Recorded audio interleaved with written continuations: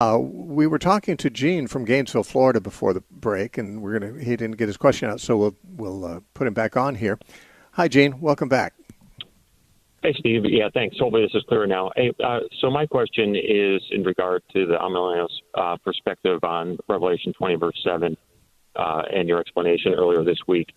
So the three New Testament writers, Peter, Paul, and James, all write about, during their time period, the ongoing and active role of Satan. He's prowling around like a roaring lion. Right. He's an adversary to us, is what Paul taught, an active adversary, and then James talks about. I'm aware of it. Go ahead. What is your question then? Yeah. So the question is from an amillennialist perspective, how is that reconciled with the aspect that the 1,000-year reign of Christ is really, it's a figurative aspect, and that Satan is unbound at the end of that. Therefore, theoretically, he would still be, he'd be bound in the time. Okay, I got you. Okay. Yeah, that's about the most common question people have when they first hear about amillennialism, because amillennialism holds that Revelation 20 is symbolically describing the time between the first and the second coming of Christ as the so-called 1,000 years. Of course, it's a lot more than 1,000 years, but the number 1,000 years is thought to be simply symbolic for a really long time without any suggestion of how long that would really be. Now, during that time, according to amillennialism, that time began when Jesus was here the first time, and it will end at the end when Jesus comes back. So we're kind of living in that 1,000 years. But the big question that people have, probably more often than any other, is, isn't Satan supposed to be bound during the 1,000 years? After all, he's loosed again at the end for a little while. That would mean that he was bound when the New Testament writers wrote about Satan roaming about like a roaring lion seeking whom he may devour, or those kinds of things, or even now. Is Satan around now? Of course he is. Of course he is. So how could he be bound? Why would someone believe that the binding of Satan took place at the first coming of Christ and that he's still bound until the time at the very end when he's loosed for a little while? The confusion here comes from, I think, misunderstanding what the imagery of Revelation is trying to say. Revelation is not telling us that Satan is literally, nowhere around. This is written in a vision to make the point that Satan has been bound in one activity in particular. Yes, the pictures of him as a snake or a dragon with a chain in a bottomless pit. I mean, this is all the imagery of the vision. But the point that it keeps making is he is bound, it says in verse 3, so that he should not deceive the nations anymore until the 1,000 years were finished. And then in verse 7 it says, and 8, when the 1,000 years have expired, Satan will be released from his prison and will go out and deceive the nations. Okay, so this is simply a description of Satan being bound with respect to his ability to deceive the nations. It's not saying he's literally bound somewhere. I mean, when Jesus said he had bound the strong man in Matthew chapter 12, meaning Satan, he had bound Satan and was spoiling his house, he didn't mean that Satan was literally in a closet tied up and with the door locked somewhere and he couldn't get out. This is simply making the point that Jesus was plundering Satan's domain and Satan was as helpless to stop him as if he had been bound and was simply watching as a home invader, stole all this stuff and couldn't resist. The imagery of these things is not saying that Satan had literally tied up somewhere or chained somewhere. Jesus was explaining in Matthew 12 that, although Satan is not literally bound somewhere, he's as helpless as if he was bound. Jesus is coming into the devil's territory, taking his stuff, loosing the people who are demon-possessed and letting them go. That's plundering Satan's house.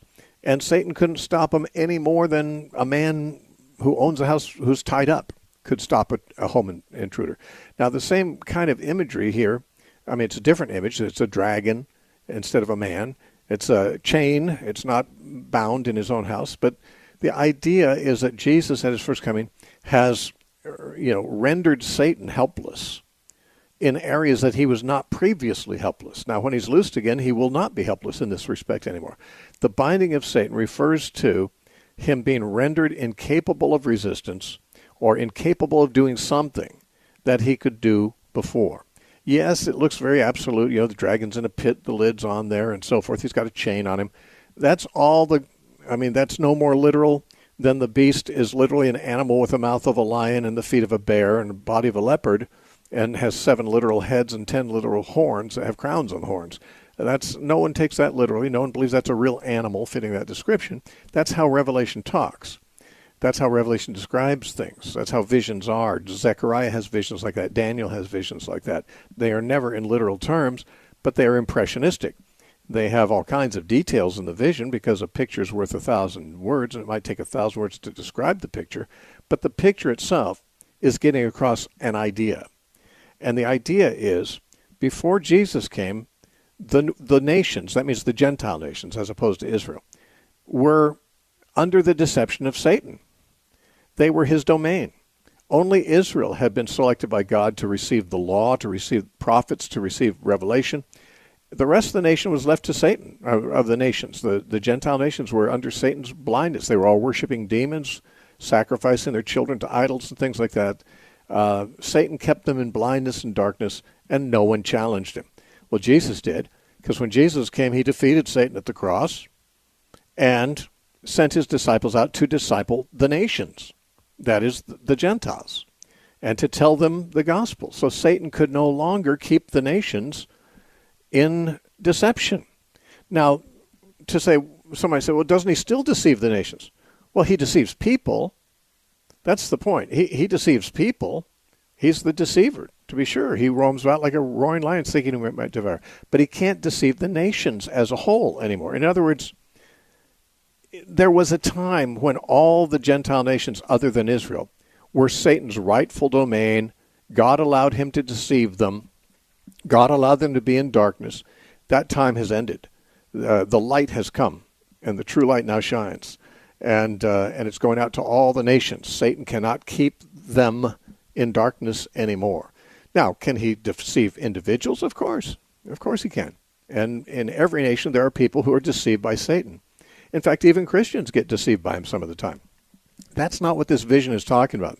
This vision isn't talking about whether Satan can deceive people or not. It's talking about he's been stripped of any right to keep the nations in deception anymore. They are no longer his domain. They're Jesus' domain.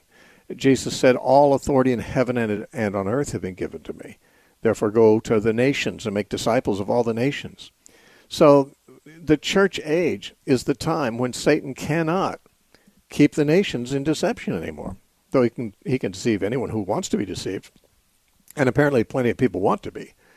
But, but those people who live in these nations who didn't have any access to light, to truth, previously, now it's come to them. And that's what this age is about, bringing that truth, bringing that light to the nations. So Satan can't take that whole block of humanity and just say, they're mine, I'm in charge, and they're going to stay deceived. No, the truth has come. Now, the loosing of Satan seems to be the reversal of that. Seems to be, that the truth is somehow hindered again, and Satan manages to get a lot of the nations in blindness again. Now, that I don't think that's happened yet necessarily, but I think that's something that will happen at the end. But to say, well, but doesn't the Bible say the devil still tempts us? The devil, he still lies. He still, we're to resist the devil and he'll flee from us. He's like a roaring lion seeking. Yeah, it's all those things. And he was those things even when Jesus said he had bound the strong man in Matthew 12. Jesus had bound the strong man. He said so, but that didn't mean Satan was literally bound somewhere.